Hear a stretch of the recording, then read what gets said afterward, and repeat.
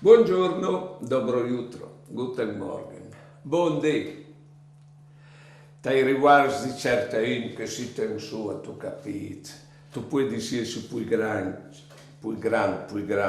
di loro, proprio te senza fattura. Per esempio, davanti a quel che al favele tanto, tu puoi rispondere con tutta sé. Davanti a quel che l'ha reso lui e vonde, tu puoi spagliarlo con una bocca di ridi. Davanti a quel che è fanatico e allora tirati de so bande, perché non si può pensare in una forma differente, tu puoi rispondere, non fai caso. Io tu, loro ci rendiesi importanza e tu puoi essere più importante di loro proprio perché non tu sei preoccupato di essere più importante di nessuno.